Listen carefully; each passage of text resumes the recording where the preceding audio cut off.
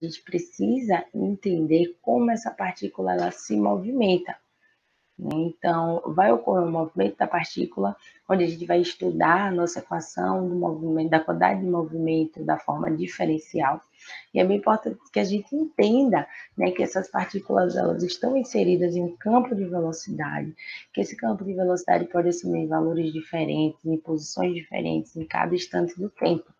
Então, a gente precisa descrever o movimento dessas partículas no campo de escoamento. Óbvio, a gente vai fazer aqui para coordenadas retangulares, né? Então, se eu falo que esse regime pode ser transiente, ele pode variar ao longo do tempo, essa velocidade pode variar ao longo do tempo em x, y e z.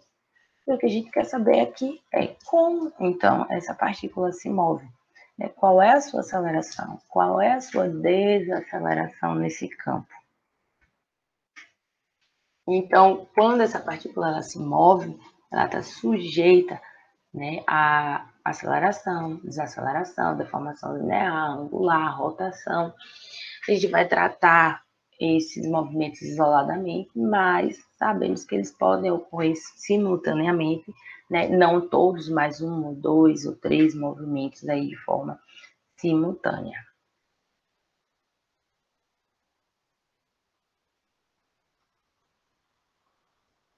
Vamos falar então da translação, da rotação, da deformação angular e da deformação linear. E aí o movimento, vale ressaltar também que o movimento global, né, desse fluido vai ser a soma de todas essas, e como eu disse antes, uma pode estar mais evidente do que a outra. Eu vou começar falando da translação, vou fazer só um breve resumo aqui do que a gente vai falar, né, que é a taxa de deslocamento de um local X até um local X mais dx, num campo de escoamento. Essa variação da velocidade, né, ela é linear, né, então a gente pode dar o exemplo aqui, né, da Terra aí, né, transladando o Sol. A deformação linear é quando há uma deformação dessa partícula de fluido, né, uma direção aí x, y e z, mas observem também que ela vai ocorrer o alongamento ou a compressão, mas não vai ocorrer nenhuma distorção desse elemento. Falaremos também da rotação, né, quando ocorre um deslocamento angular de uma partícula fluida. Se você imaginar a Terra, né, além da translação, ela faz também a rotação, né, mas essa rotação não altera as características dos ângulos internos, né, da partícula fluida, são referentes aos efeitos normais. Então, a gente vai conseguir encontrar a nossa expressão da velocidade angular. E a deformação angular, né, que refere-se à deformação da partícula devido aos efeitos tangenciais, né, os efeitos de cisalhamento. Nesse caso, há sim a mudança dos ângulos originais da partícula fluida, né, ou da partícula ou das linhas imaginárias que a gente vai precisar traçar em relação a essa partícula.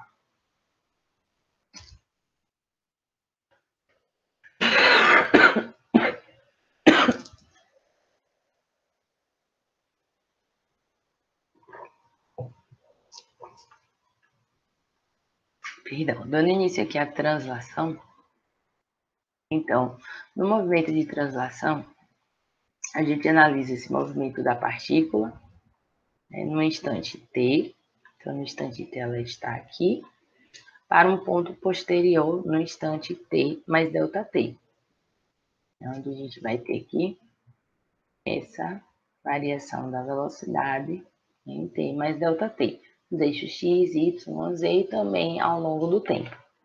Então, nesse campo de velocidade, né, que a gente vai avaliar tanto quanto ao tempo, quanto ao espaço, a gente vai ter a variação da velocidade, será ΔV, ΔT, dt, mais ΔV, ΔX, dx, mais ΔV, ΔY, dy, mais ΔV, ΔZ, dz. Para o que a gente quer é a taxa de variação dessa velocidade. Então, a taxa de variação da velocidade, né, ao longo do tempo é a nossa aceleração. né, que será igual a del V, del T, dt, dt. Então, aqui a gente já sabe que vai ser 1, mais a variação para cada eixo x, y e z com as suas correspondentes taxas de deslocamento desta partícula fluida em cada uma das direções. Então, dx, dt, dy, dt, dz, dt.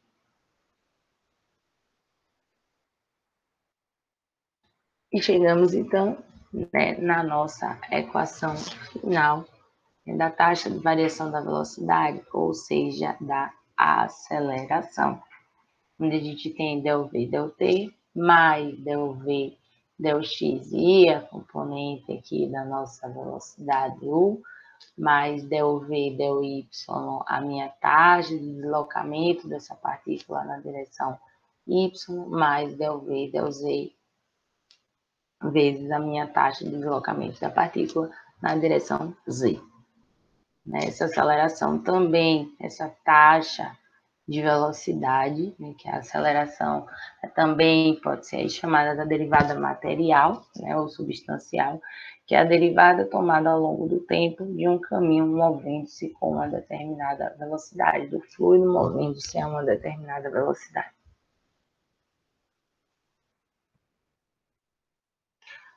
Então, temos aqui a aceleração local, né, que é referente à mudança temporal, a velocidade temporal naquela mesma posição do fluido, né, e a aceleração convectiva, né, que é as mudanças da velocidade, né, em uma determinada posição das partículas fluidas. Então, o que eu estou dizendo aqui com essa aceleração local, né, quando eu tenho mudança temporal, quando neste ponto aqui a minha mudança, a minha velocidade no tempo 1 é 5 metros por segundo, né, a minha velocidade, minha variação da velocidade ao longo do tempo, e aí eu vou ter aqui, depois de 3 minutos, uma outra aceleração local.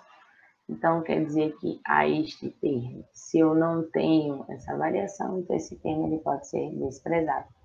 A aceleração convectiva, né, para cada eixo x, y e z, por exemplo, nos diz aí, quando a gente tem essa variação de área, que vai gerar uma variação da velocidade, por exemplo, em x. Então, se eu analiso em x, eu tenho uma velocidade aqui nesta posição, x1, né, diferente dessa velocidade aqui nesta posição x2. Pois houve uma variação da área e a gente sabe que se há uma variação da área, há uma variação dessa velocidade nesse eixo.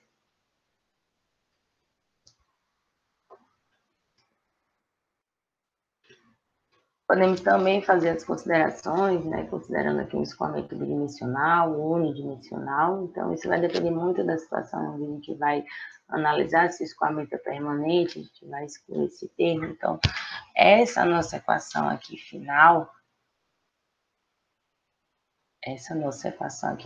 da aceleração, né, ela ainda pode, a depender da situação problema, né, ser analisada e reduzida a alguns termos, considerado ou não outros. Podemos ainda também, né, verificar essa equação da aceleração, né, como uma equação aí decomposta para cada componente em cada direção, né, para x, o nosso aqui componente ou para cada direção o v e w, para y e também para z. Vamos fazer esse exercício 5, né, um exercício que fala aqui de translação.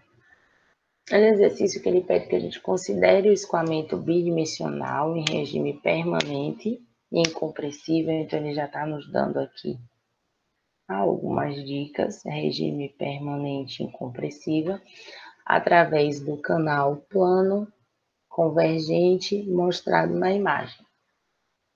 A velocidade sobre a linha do centro, né, no eixo x, é dada por V1, 1 mais xl, i. Então, observe aqui que ele já deu.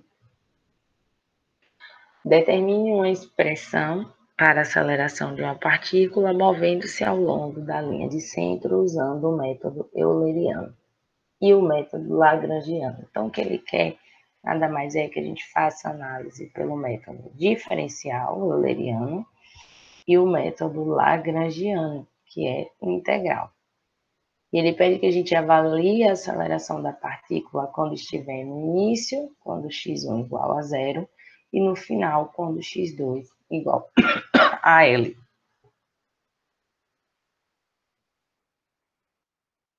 Vamos lá, vamos pegar primeiro a nossa equação, né, total aí da aceleração da partícula fluida. Ou já fazer aqui algumas considerações, porque se ele está interessado na componente x, eu posso anular y e z. Ele disse que o escoamento é permanente, né? Então também excluiremos esse termo da nossa equação. Ficaremos então com a substituição. Deixa eu só trocar a caneta.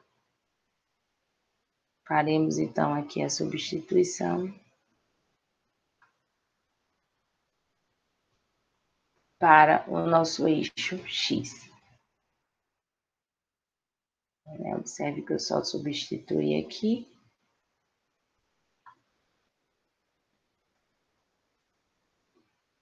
Temos então que a aceleração vai ser igual a du x1, né? E vou levar aqui para o nosso próximo slide a nossa equação da aceleração da partícula para essa situação.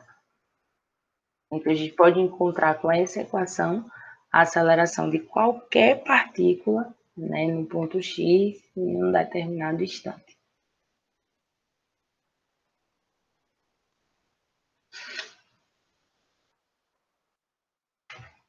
Então, vamos lá. Já colocamos aqui a nossa componente em U, deixa eu trazer tudo aqui. Vamos fazer a derivada parcial aqui em x. Né? Então, quando fizermos a distributiva aqui V1 mais V1xl, né, e derivarmos, vamos ficar com, aqui será uma constante apenas com V1 por L. Vamos multiplicar, ficaremos com V1 ao quadrado, dividido por L,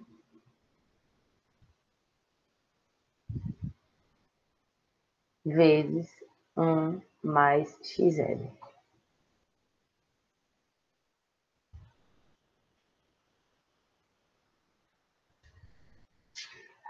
Fazendo para, a gente já podia aqui ainda fazer essa distributiva, tá? Eu só vou deixar dessa forma para que a gente aplique aqui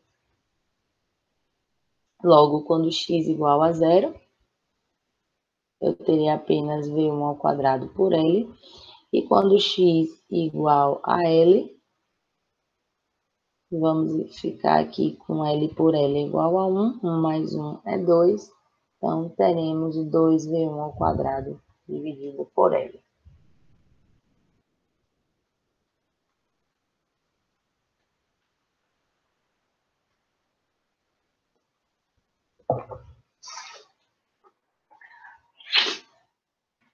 Esse foi o método euleriano, né? O método aí usando análise diferencial.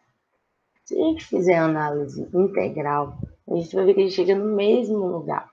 Então, a gente vai pegar a nossa variação aí da posição da partícula x, dx, dt, né? A gente já tem essa velocidade que foi dada na questão. Vamos aí derivar duas vezes e aplicar aí, então, esse limite para o tempo zero e o tempo t igual a t, que seria L.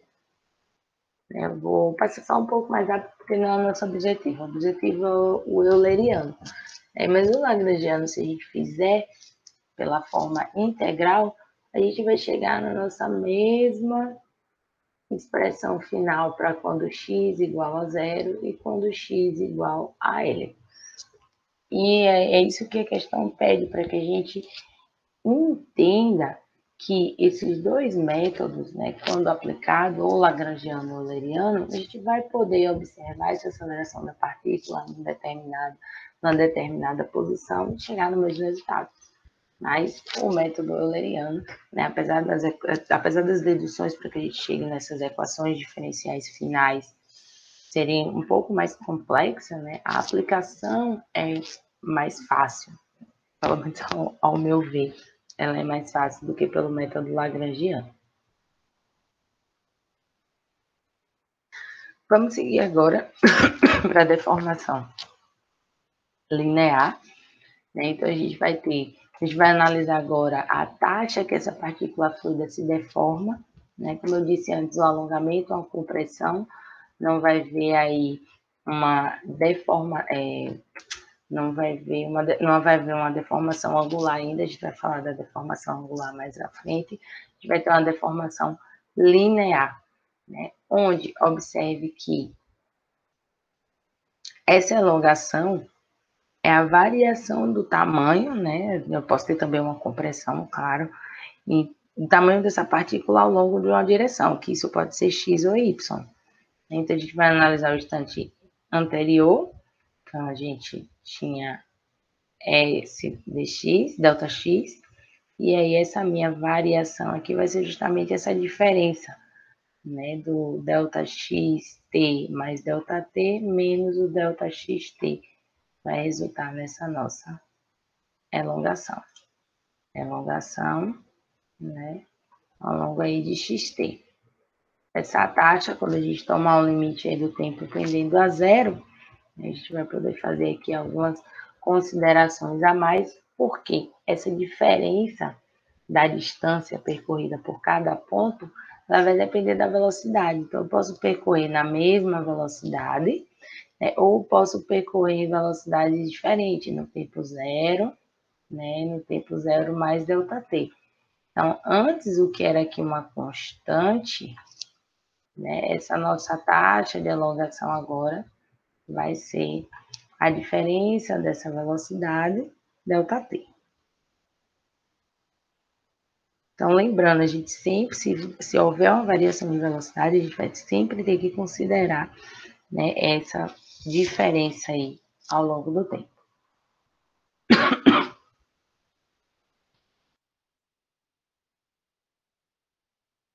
Então, se a gente fizer a mesma expansão também em série de Taylor, né, conhecendo aqui o valor de origem de V0, né, a gente vai ter V0, né, o zero aqui, mais del x, delta x, menos o zero, que é a velocidade aqui no tempo, isso vezes ΔT. Certo? Que a gente pode anular, se a velocidade aqui inicial é a mesma, ficaremos então com del x, delta xt, delta t. Substituindo, né, tomando aí o limite psi delta t. Tomando aí o limite quando o tempo for igual a zero, podemos fazer essa análise para todos os eixos. Para o eixo x, para o eixo y e para o eixo z. Para chegar na nossa equação final, que representa a taxa de dilatação volumétrica. Então, para a totalidade dessa partícula, a gente deve considerar o somatório das deformações lineares para cada direção, para x, para y e para z. É o que a gente pode também representar da mesma forma que a gente representa desde quando iniciamos o estudo da análise diferencial com o produto escalar entre o operador del e este campo de velocidade. Então, temos aqui a nossa equação final para a taxa de dilatação volumétrica. Observe que ela se assemelha, né, essa equação ela se assemelha muito à equação da continuidade para escoamento incompressíveis, onde eles não têm a massa específica variando nem ao longo do tempo, nem ao longo dos eixos x, y e z.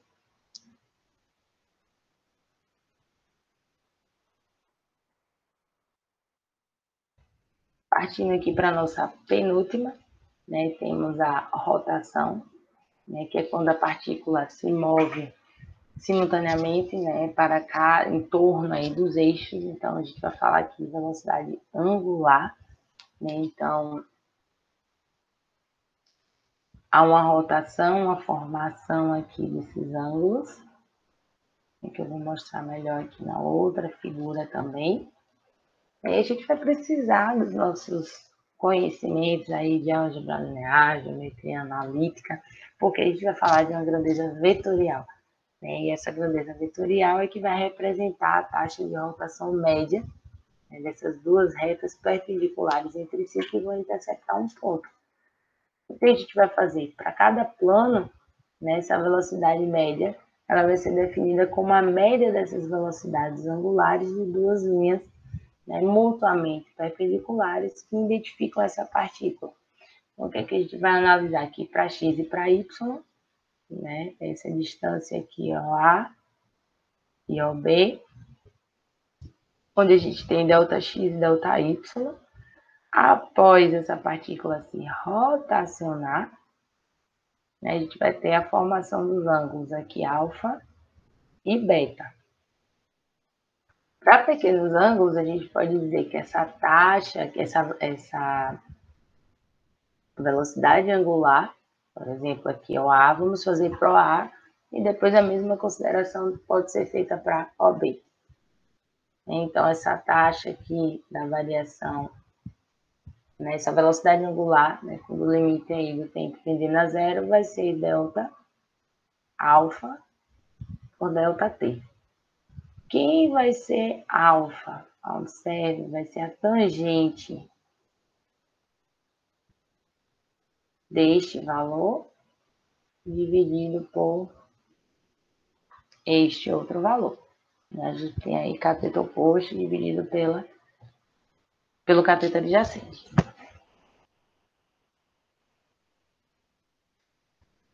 E se a gente quiser encontrar a velocidade angular, a gente vai precisar, então, conhecer a velocidade angular de OA, né, e OB, a metade dela.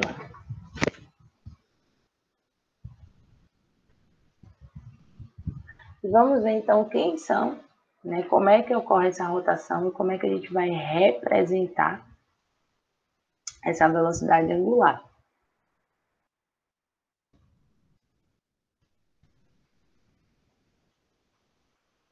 Então, esse deslocamento aqui deste ponto,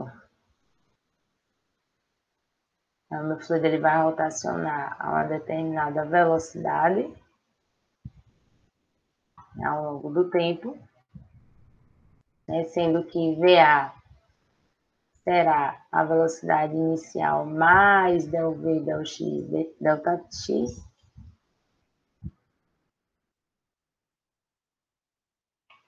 quando substituirmos VA para conhecermos essa variação, essa deflexão, né, que ocorre quando a rotação aí em OA, em relação ao eixo OA, observe agora que temos esse termo, que representa a deflexão, ΔX. A gente pode fazer esses devidos cancelamentos dos mesmos termos e chegar à conclusão de que a velocidade angular OA é igual a ΔV, ΔX. A gente pode fazer isso também para OB, e a gente vai chegar no ΔV, ΔY. Menos, né, ΔV, ΔY,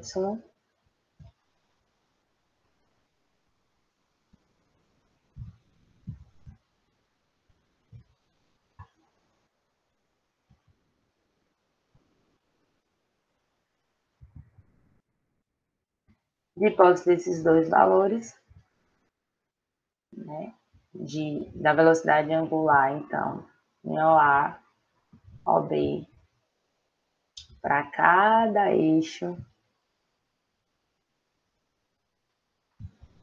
x, y e z, teremos então a nossa equação final da velocidade angular.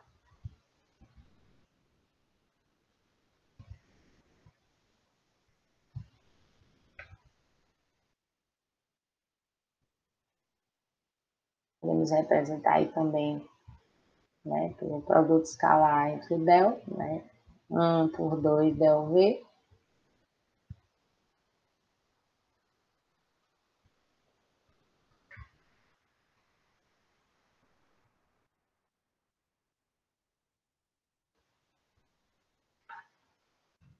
Podemos ainda também representar expressar essa nossa equação para velocidade angular, né, pela matriz.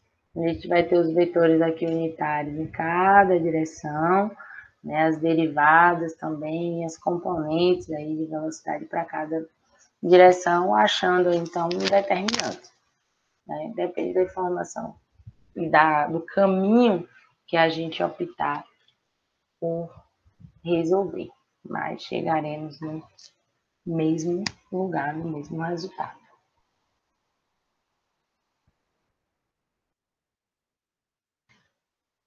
A gente deve lembrar sempre, quando falarmos de rotação, né, que é uma consequência da ação dos esforços tangenciais, né, que a irrotacionalidade significa dizer que não existem essas tensões tangenciais, né, então não haverá deformação angular. Ela só é verificada, essa irrotacionalidade, gente fala essas palavras difíceis, com a garganta assim, irrotacionalidade somente é verificada quando trata-se do escoamento do fluido ideal ou não viscoso. Então a gente vai ver essas considerações mais à frente, aí, quando a gente falar de Navier-Stokes, né, na continuidade da nossa aula de hoje. E essa característica viscosa, né, se o fluido ele é viscoso, significa que vai sim ocorrer a rotação dessas partículas fluidas.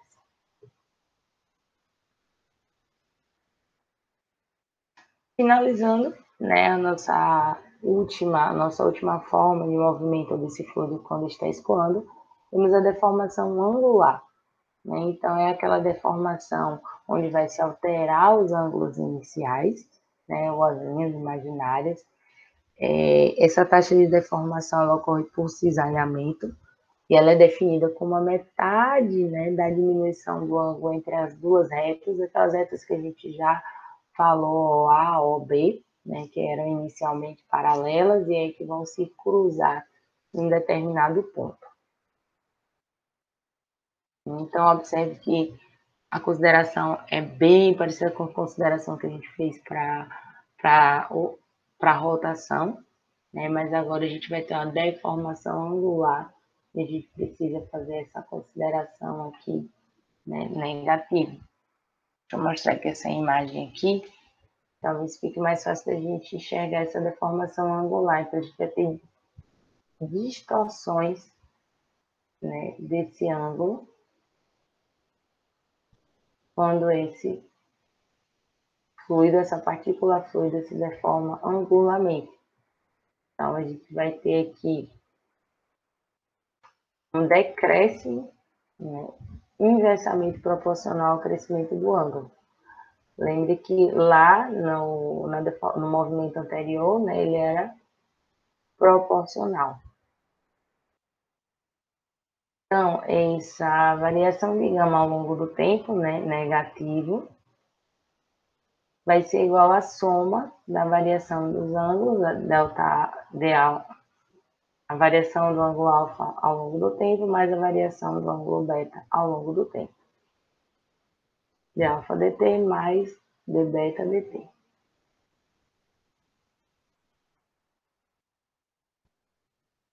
Então,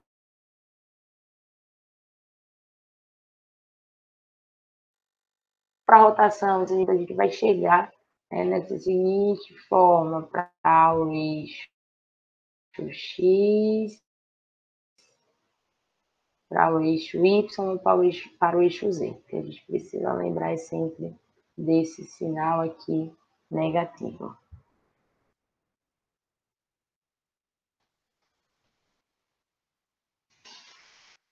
No caso da deformação angular, quando a gente tem fluidos newtonianos, a tensão tangencial relaciona-se com a taxa de deformação angular através da viscosidade. A gente vai falar isso, né, para as equações de Navier-Stokes. Né?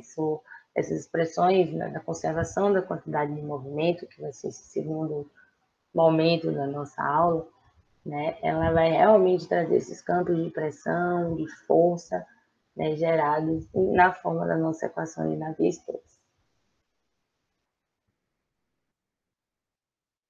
Para finalizar, vou fazer aqui dois exercícios, né? O exercício 6 e 7, eles já estavam aí nos slides de vocês. Então, eu vou trazer esses exercícios. O primeiro, ele fala, os três componentes do vetor velocidade no escoamento são. Então, é dado aqui, né? U igual a x ao quadrado mais y ao quadrado mais e. V igual a x mais y mais yz mais z ao quadrado. W é dado por menos 3xz menos e ao quadrado por 2 mais 4. Ele quer que a gente determine a taxa de dilatação volumétrica e interprete esse resultado. Né? Ou seja, ele quer que a gente diga se é incompressível ou não. Né? Então, a gente vai encontrar informações aí bem importantes quando a gente colocar esses nossos componentes do vetor velocidade na nossa equação da dilatação volumétrica. Depois ele quer também que a gente expresse o vetor rotação e diga se esse escoamento é ou não, né, irrotacional. Se isso vai ser ou não igual a zero. Vamos lá. Temos aí as nossas componentes de velocidade. Temos aqui a taxa de dilatação volumétrica. Vamos lá, vamos substituir, né? Gente, sem muita demora, só eu aqui del dx, vamos derivar.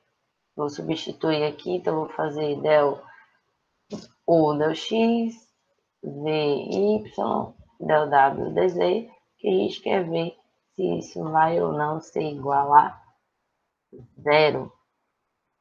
Tá? Então, se a gente derivar aqui del x, vamos ficar com 2x. Aqui vamos ficar com x mais e.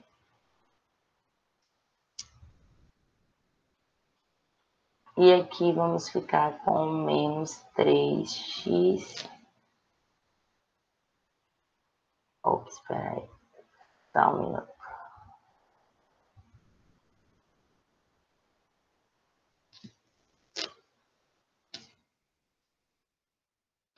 Menos 3x menos 2z sobre 2. Então, isso aqui é igual a zero e o escoamento é incompressível. Isso aqui vai dar igual a zero, 3x menos 3x é menos e igual a zero.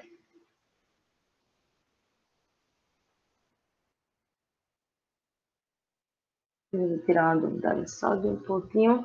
Vamos fazer agora para determinar a expressão do vetor rotação. Então, vamos lá, vamos substituir a nossa equação de velocidade angular. Né? E vamos fazer para cada del del x, del y, del z, a mesma coisa para w, para nossa componente w, a mesma coisa para nossa componente v.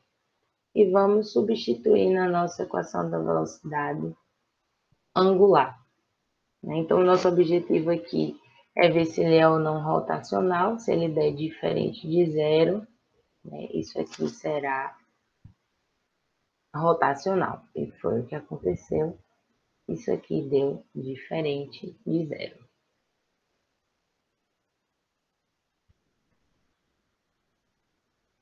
Vocês fazem com calma para cada um desses daqui. Aí vocês vão ver que vocês vão chegar aqui nesta equação da velocidade, nessa expressão, né, do vetor rotação e da velocidade angular.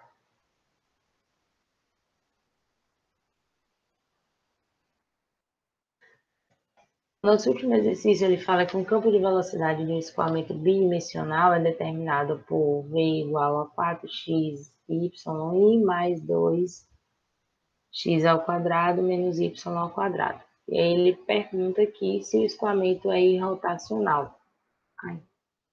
Então, eu vou separar aqui minhas componentes, o e v, né? Vou fazer aqui a análise para cada eixo, x, y. X não, porque a gente não vai... Não, x, y. Ah, sim. O que ele fala, o que ele deixa claro aqui é que a gente não tem a componente z, né? Então, a gente não precisa fazer aqui para z. Deixa eu só ver porque esse z apareceu aqui.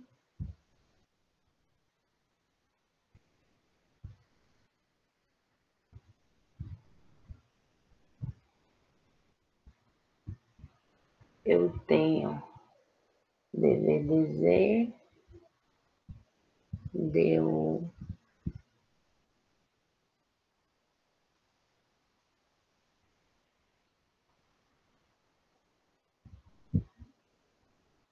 Ai, gente, só um segundinho. Arrumar aqui.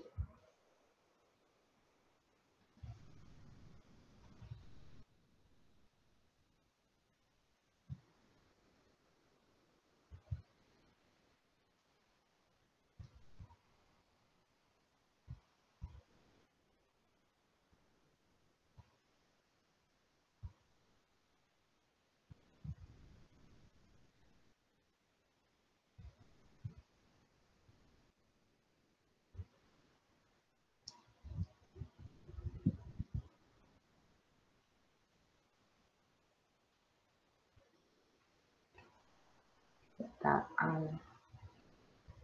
vou voltar aqui.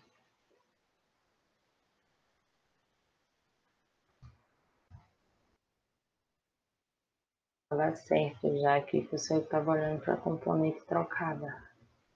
Então, a gente vai ter dv dz, ele vai dar 0.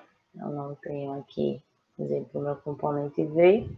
dv dx vai dar 4x. Agora, analisando aqui o y, vou ficar com 4x. E del z, não tenho aqui o z, vou ficar com 0. Quando eu substituo, ó, dv dz, 0, mesma forma que a gente fez lá para a questão anterior, deu dz 0, dv dx 4x, menos deu dy 4x. Então, isso aqui vai ser igual a 0, significa dizer que o escoamento ele é sim irrotacional. Vamos falar de análise diferencial para a conservação do momento linear. O objetivo, né, é estabelecer as equações que governam o escoamento do ponto de vista diferencial, né, fazendo uma descrição mais detalhada desse escoamento e dos fenômenos associados em todo esse domínio de interesse. Da mesma forma que fizemos para a equação da conservação da massa, né, diferencial, faremos aqui para a equação da quantidade de momento diferencial. A conservação do momento linear é uma equação dinâmica que vai descrever o movimento do fluido aplicando a lei de Newton a uma partícula, né? Então, a gente vai também fazer aquela análise do volume, né, infinitesimal, e a gente sabe que essa segunda lei de Newton ela pode ser expressa em termos da taxa de variação do momento linear, né, onde essa taxa vai ser igual à massa vezes a aceleração. Vimos na forma integral, né? E o nosso objetivo agora é fazer uma análise diferencial, considerando esse volume de controle infinitesimal, onde essa força infinitesimal vai agir sobre um elemento de massa, também infinitesimal, vezes dv dt, que é a aceleração.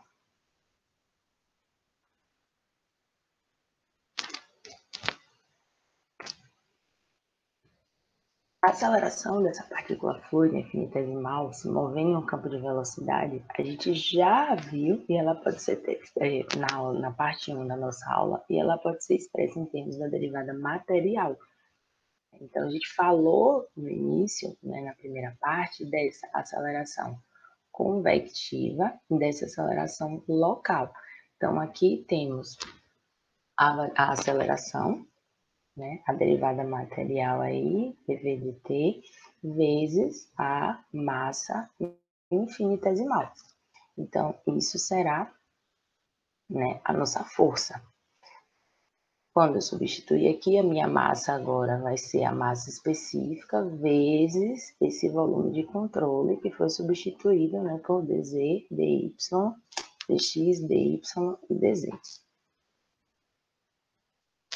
Porém, né, sabemos que a gente não tem só um tipo de força. A gente já falou lá no início da nossa segunda unidade que as forças que agem sobre essa partícula, elas são as forças de superfície, que é a interação da partícula e o fluido na vizinhança dessas partículas, e a ocorrência das forças que vão agir sobre essa massa de fluido, né, como as forças de campo, as forças gravitacionais. Então, na maioria das situações, a gente vai adotar aí a gravidade como a força de campo, né? Então, vai ser a gravidade vezes a massa específica vezes o volume, dx, dy e dz, né?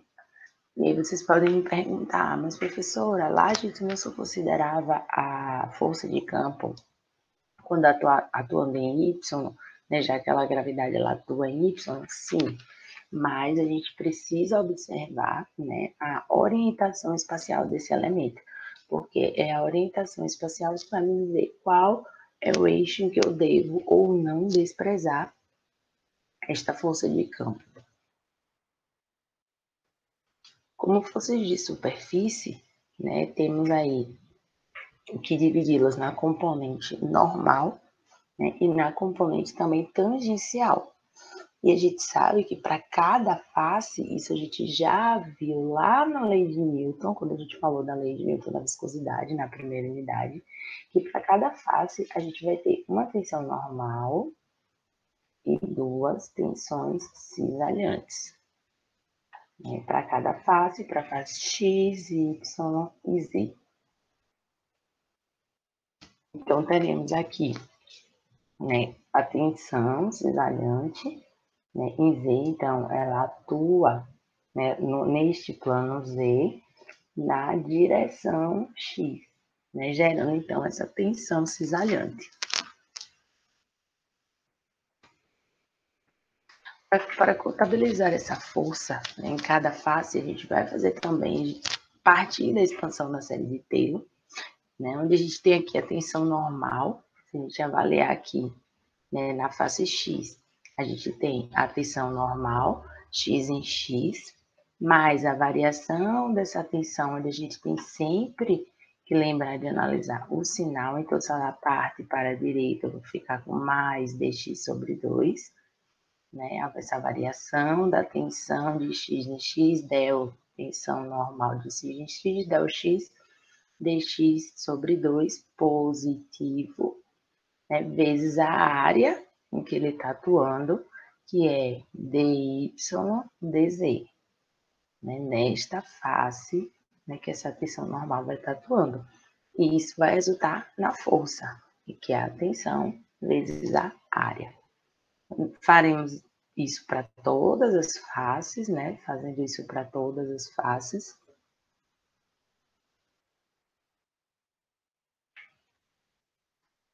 Onde essa a variação da força em x, né, coloquei aqui para todas as faces, então a gente vai ter uma tensão normal e duas tensões cisalhantes, como eu falei anteriormente, só tem que eu tenho, né, atuando no sentido para a direita e para a esquerda. Logo, a gente vai ter esses sinais aqui negativos, onde podemos pensar da mesma forma que fizemos para a equação da conservação da massa, né, onde observando esses sinais a gente vai ver o cancelamento né, dessas tensões aí no início da nossa equação.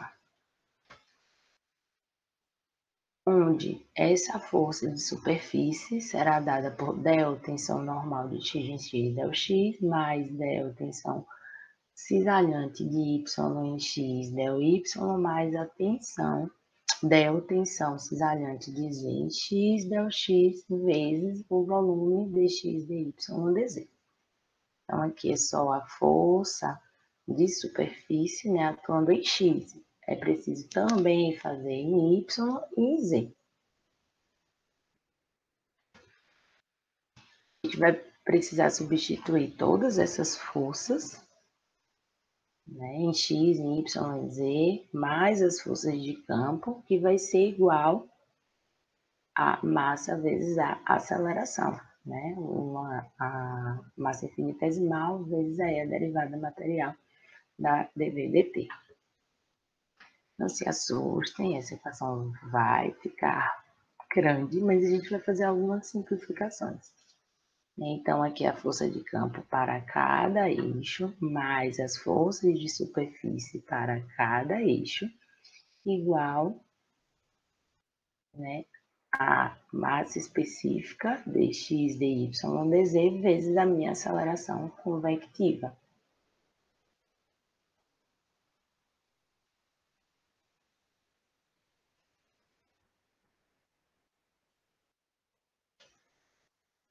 Somando, né, tudo isso, as minhas forças, a minha força em x vai ser a minha força de campo, mais as minhas forças de superfície, mais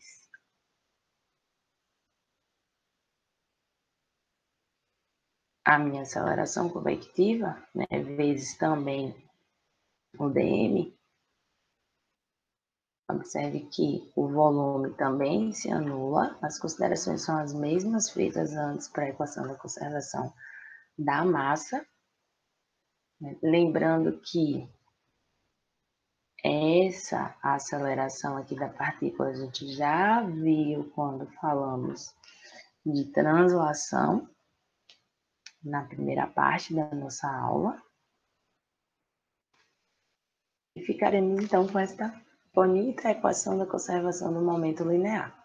Né? As forças de campo mais as forças de superfície igual a aceleração convectiva vezes a massa infinitesimal. Que a gente pode também aqui substituir pela massa específica do fluido. Cada termo desse tem um significado, né? Aqui são as forças de campo, aqui é a taxa de variação dos campos de tensão, né? Essas tensões normais e cisalhantes, ambas por unidade de volume, e a massa específica vezes a aceleração da partícula fluida, que pode variar aí. Aqui a gente tem para cada eixo, x, y, z, e ela pode variar tanto ao longo do tempo, né, quanto aí para cada eixo.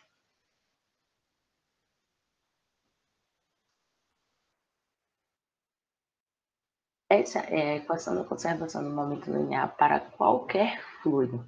Então, a gente pode usar essa equação quando a gente estiver falando de qualquer fluido, onde a gente precise conhecer essa quantidade de movimento no interior do fluido, admitindo a hipótese do contínuo. Por isso, usamos a expansão em série de Taylor. Caso não adotássemos a hipótese do contínuo, não poderíamos utilizar essa expansão da série de Taylor.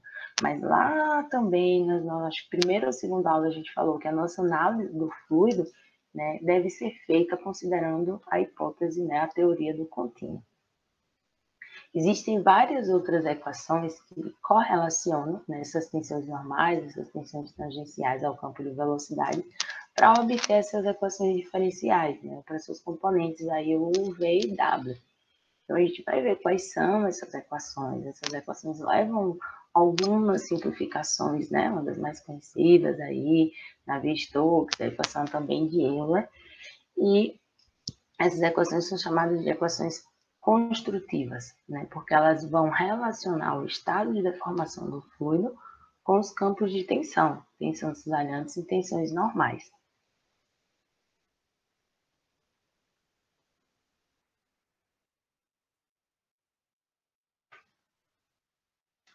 E vamos falar da queridíssima equação de Navier-Stokes, né? Uma das equações também mais famosas da mecânica dos fluidos.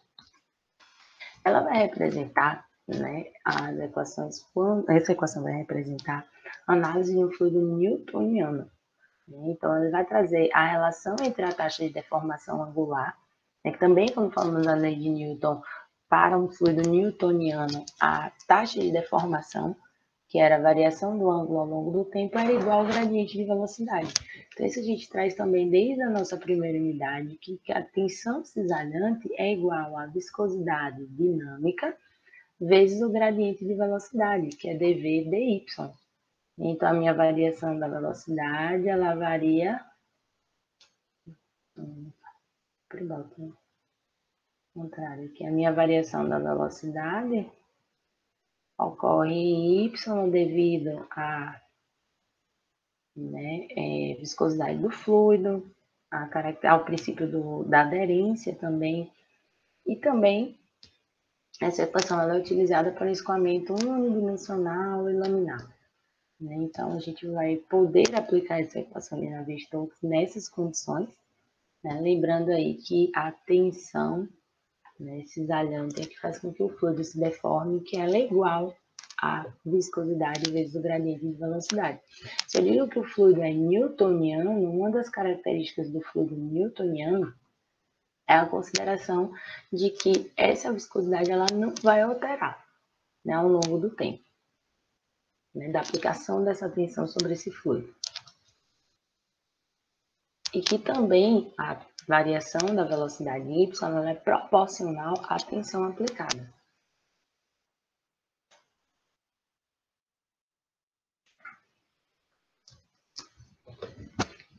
Usaremos aqui, já que esse fluido ele se deforma, né? Então, se a gente sabe que dv dy é igual à variação angular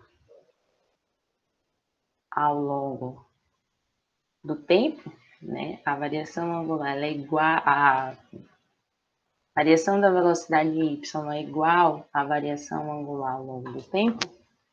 A gente vai usar nossa equação também vista na parte 1 de deformação angular, onde a tensão vezes quem é a minha deformação angular? Del V, del x mais del U, del y, para a tensão de x em y. Para a tensão de y em z, será a viscosidade dinâmica vezes del W, del y mais del V, del z. E a tensão de z em x será igual à viscosidade vezes a variação angular ao longo do tempo, que é del U, del x, del W, del z.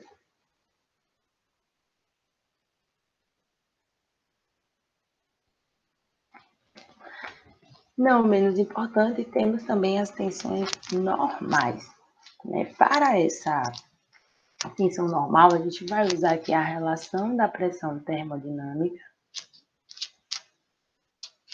e a relação da compressibilidade do fluido ao escoar. Não vou me ater a essa dedução nesse momento, mas a gente tem que lembrar que existem, para cada face, duas tensões cisalhantes e uma tensão normal. Então, a gente vai somar isso, né? Tenham calma, isso aparentemente vai ficar muito grande, mas a gente vai fazer as mesmas simplificações realizadas antes, onde os termos positivos, né, vão cancelar com os negativos. A gente observar aqui para x, para y e para z, né? Então, vai haver aqui esse cancelamento dos termos, né? Então, a gente tem aqui um lado a v, e 2/3 desses termos se cancelam, simplificando aqui para cada eixo essa equação final de Navier-Stokes, que eu vou mostrar logo mais, que é a que a gente vai usar, que é a que a gente vai aplicar. Né? Aplicar quando? Quando tivermos um escoamento incompressível com viscosidade constante. Né? Esse primeiro tema aqui, antes da igualdade, é a massa específica e a aceleração da partícula. A gente tem a força, né, gravitacional aqui, o gradiente de pressão, também aqui para cada eixo. E aqui a gente tem os componentes de tensão, que vai ser a viscosidade, vezes aí a derivada segunda também para cada eixo, né? Del ao quadrado 1, del x ao quadrado, a derivada segunda de U, derivada segunda de U em relação a Z. Então, aí, para cada eixo. É essa equação aqui que vocês vão precisar, né, ter, não vou dizer de cabeça, não, mas ter a certeza de que ela que vai ser aplicada, ter a certeza de que a questão de análise diferencial da prova é a equação de Navier-Stokes, né? Por isso que eu vou reservar 2 exercícios para fazer agora, né? Na aula de quinta-feira, que é a nossa aula antes da prova também, a gente vai fazer exercício aplicando a equação de Navier-Stokes, né? Vamos fazer uma revisão, vamos fazer exercícios aí para aplicar essas equações. Só lembrando, né? Eu fazer um adendo aqui no meio da aula, mas que eu postei um slide, né? Slide de revisão com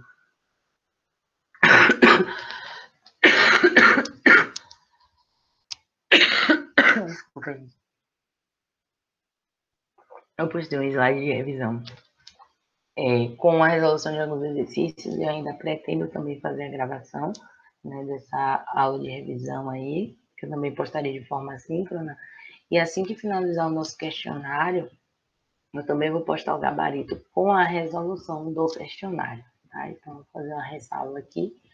E aí, na aula de quinta-feira, a gente faz uma revisão, faz mais questões de equação de Navier-Stokes, né? Eu espero que vocês daqui para lá já tenham estudado, né? Já tenham aí as dúvidas para trazer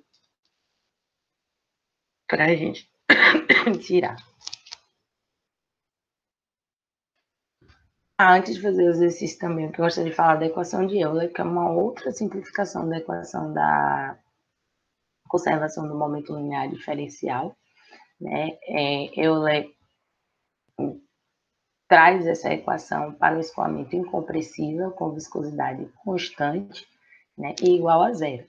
Né? Claro que não existe, a gente já falou sobre isso, não existe fluido com viscosidade igual a zero, mas, né, essa equação de Euler ela só pode ser aplicada para essa consideração. Então, observe aí que onde tinha as tensões, onde tinham as tensões de cisalhamento, elas já não existem mais, né? E a gente fica aqui com as nossas tensões normais expressas por esta equação de Euler para cada eixo x, y, ok?